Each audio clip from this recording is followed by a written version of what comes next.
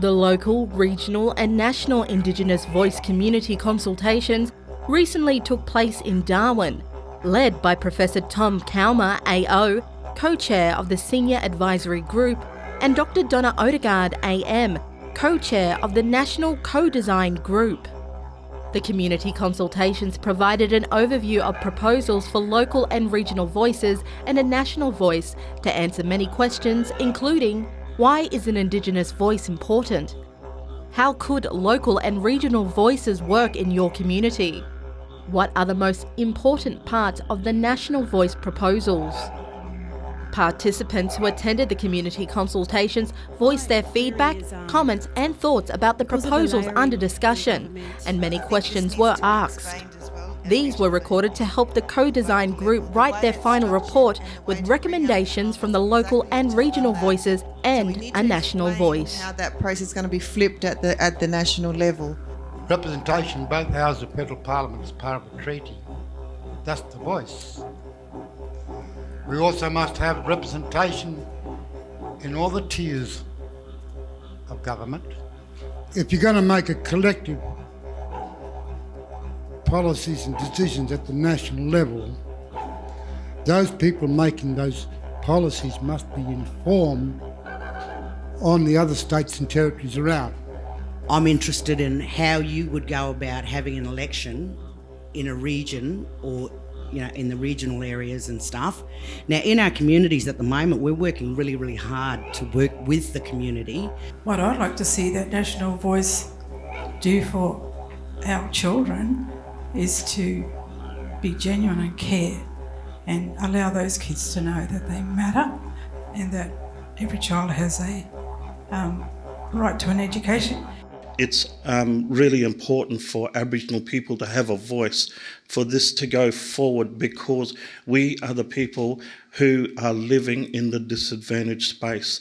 There's no better person to have a voice than us as the Aboriginal people, because it's our families that are living in the communities. It's our families that we know are suffering every day and every weekend, and we need to have that voice to communicate with government comprehensively so there's clear understanding between all parties involved, because this is the way we go forward. So I really congratulate everyone for coming together and bringing this initiative forward, and I'd like to welcome each and every one of you to Larrakia land. You have come by way of Larrakia land. While you're here, you'll hear the voices of our ancestors, and when you leave, you'll take the Larrakia message with you. Reverend W. Fijo.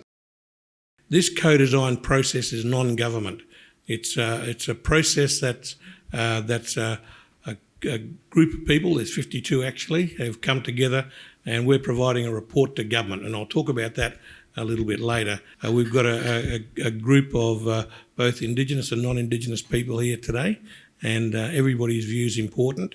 We've specifically designed these programs to be like this because we need the views of everybody to help influence and direct the way that we're going in the whole process.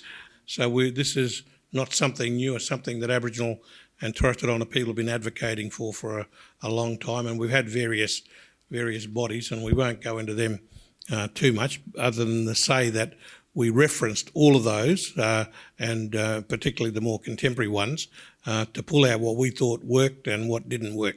And I should say that co-design, is a notion that's been around for a while, but it's actually in Australia not been put into practice all that successfully or willingly in the past. But it's really where governments or decision makers work with those people most affected, in our case Aboriginal and Torres Strait Islander people, to address an issue and to do that in a way that's participatory, that's respectful, to come up with a solution that will work and that will meet the needs of all parties.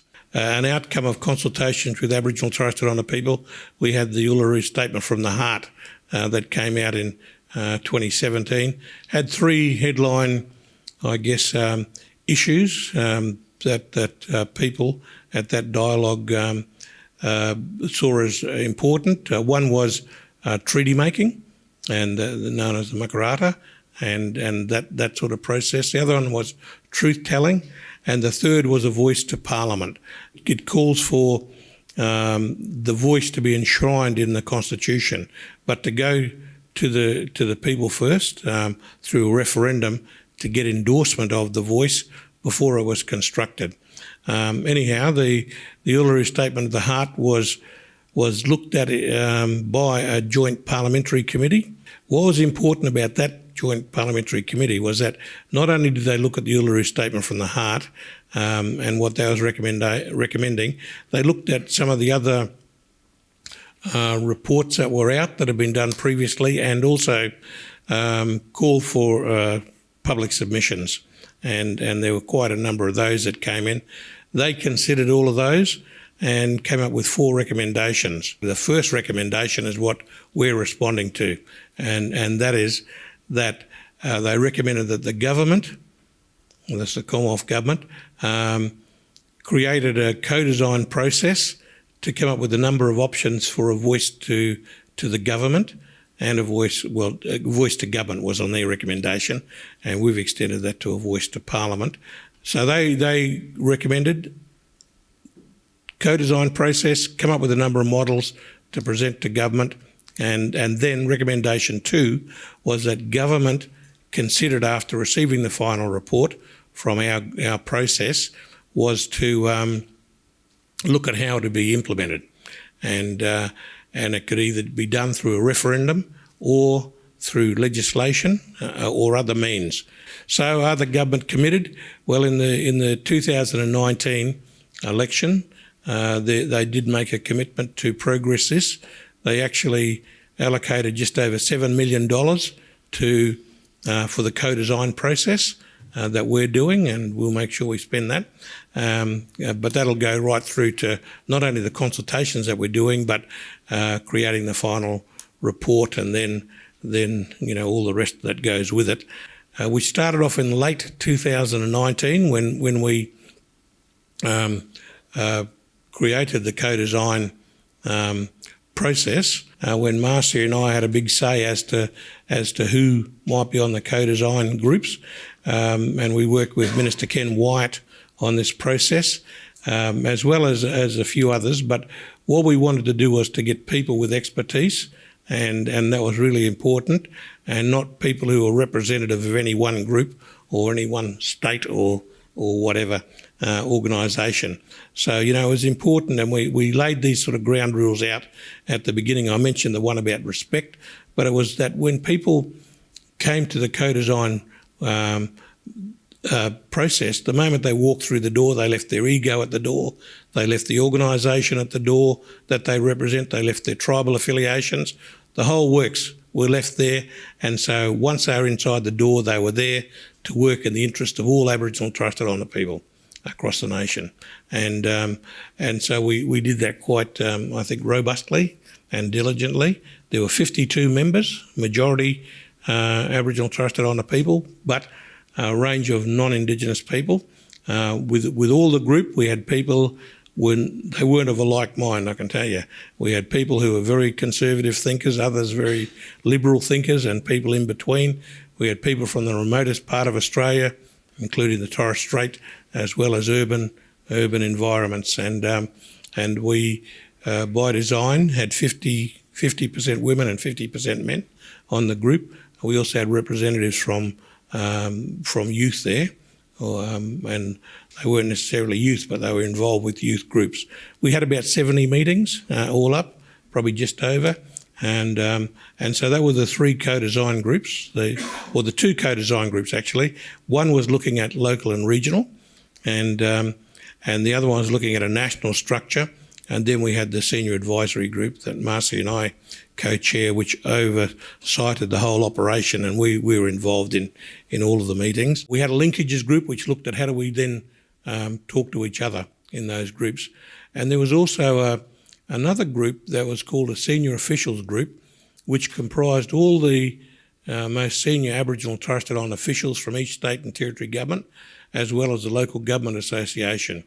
Whilst they weren't part of the design process, they were there to to be informed about how we were progressing, because it was important that what we were coming up with wasn't going to be too much out of the ballpark for what might be acceptable at a state and territory government level or the local government level.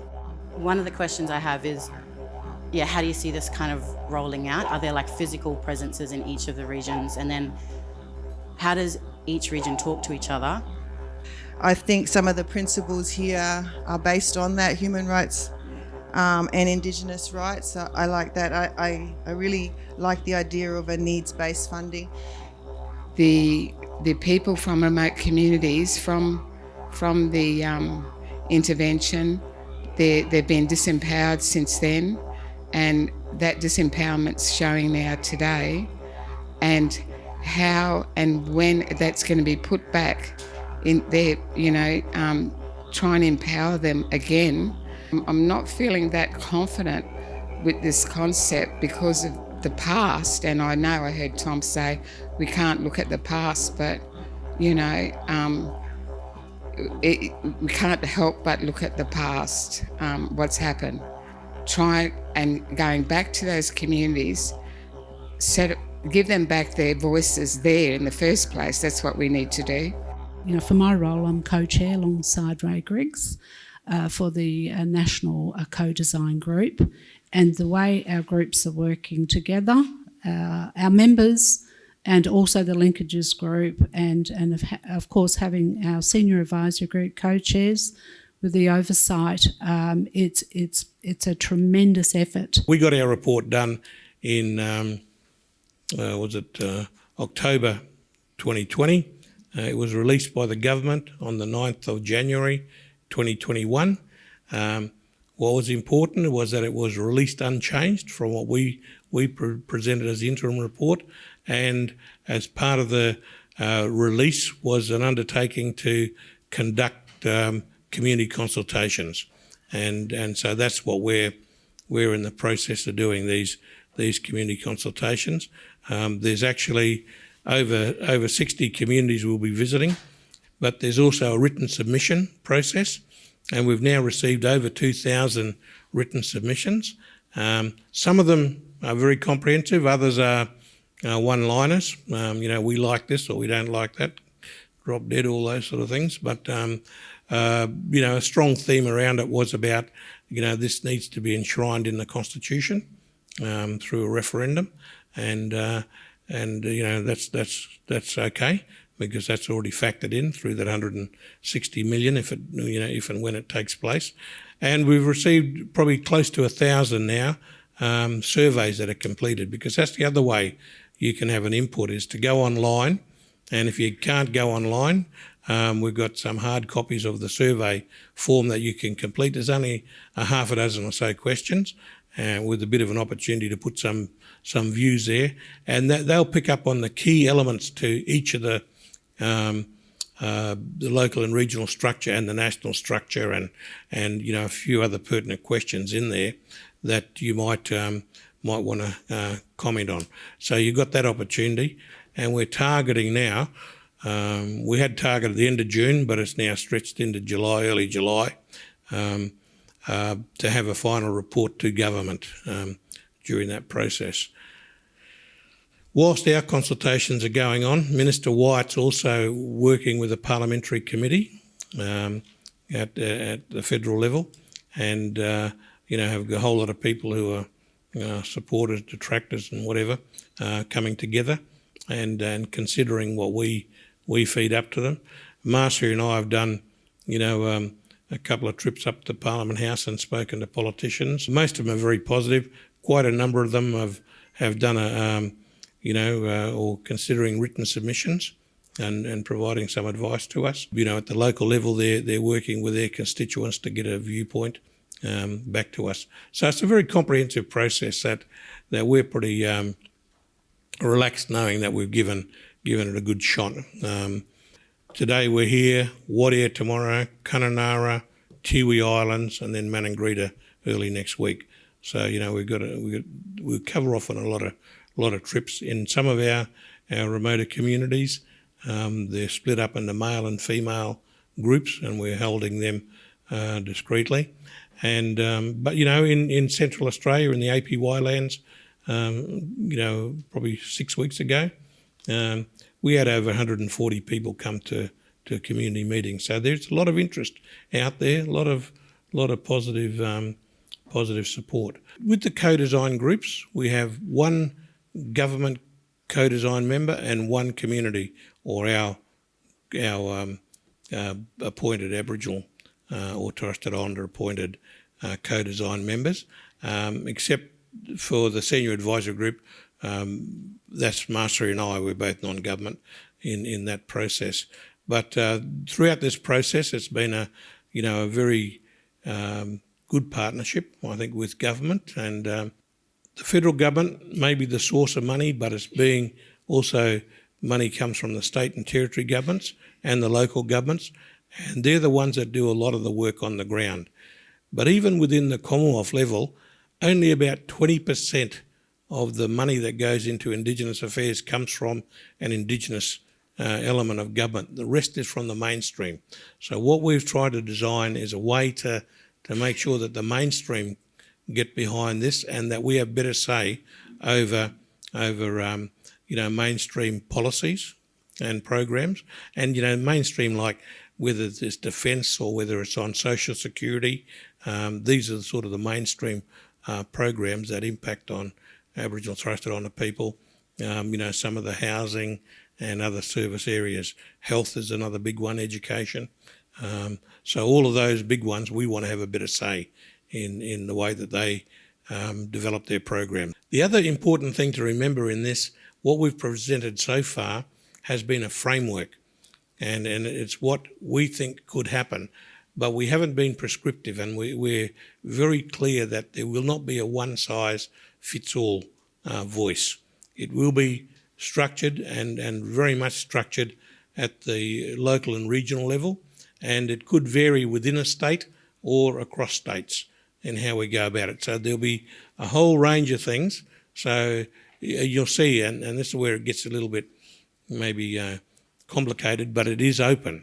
And it's your sort of feedback that will influence what goes into our final report. So for me personally, and you've asked for that, thank you, I believe in this process.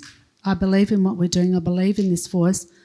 But I believe in the Uluru Statement from the Heart. I believe in the push for constitutional recognition. I believe in all of that.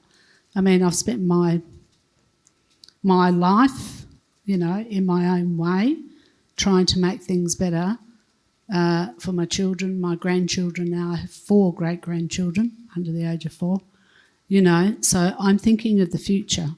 So for me, I do believe in it. I believe that there's so much goodwill across the nation without separating who's who. And what I'm seeing when we are going through this consultation process now, coming out of this work that's been done to date, it's been phenomenal. I still believe in it, and listening. This has been a personal journey of discovery outside of my own realm, and I'm seeing the things that I worry about multiplied so many more times in different settings, but there's a lot of place of trauma, not just for our people, but for the nation, and we have to we have to come together. I think we can achieve this, but it's going to take decades, to be honest. But we will get there.